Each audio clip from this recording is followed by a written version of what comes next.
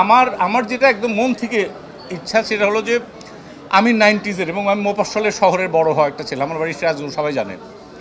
যখন কোনো ভাই বোনের খালাতো ফুফাতো যাই হোক বিয়ে হতো, গেট ধরার টাকা, ঈদের সময় টাকা, আমরা ছবি দেখতাম, সিনেমা হল দেখতাম। এবং যখন নাজমুল সাহেব হ্যাঁ ভাই আসিতেছে, আমরা এগুলো শুনতাম। ছবি দেখাতে ছিল একটা উৎসব।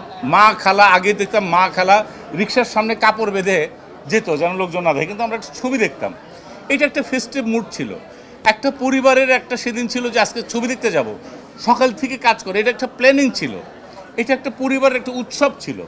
এখন যেটা নাই।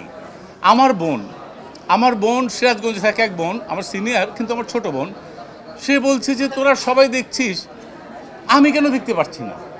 এটা আমার বোনের কষ্ট, আমার বোনের কষ্ট মানে আমার কষ্ট। সেরকম আমার সিরাজগঞ্জের মতো অনেক শহরে সিনেমা হল নাই, এটা আমার কষ্ট। আমি আপনাদের মাধ্যমে জানাতে চাই, যারা জেলা প্রশাসক আছেন বা এরকম যারা যারা অথরাইজড আছেন, আমি চাই যেরকম একটা করে হাসপাতাল কমপ্লেক্স থাকে শারীরিক স্বাস্থ্যের জন্য, ঠিক সেরকম মানসিক স্বাস্থ্যের জন্য কয়েকটা করে সিনেমা হল থাকা দরকার। তাহলে নেশার থেকে, অন্য অন্য হানাহানির থেকে, মব জাস্টিস থেকে দূরে থাকবে।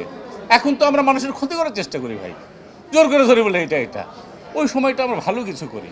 প্রত্যেকটা শহরে যেটা ছিল, এটা তো দোষের কিছু না, একটা ছবি ছিল, এখনও অনেকগুলো আছে।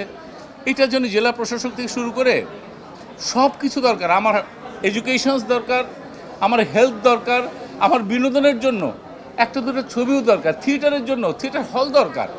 এটা সুস্থ পরিবেশ করে, সমাজটাকে সুস্থ বানায়, এটা দরকার। আপনাদের মাধ্যমে চাই এটা যেন হয়।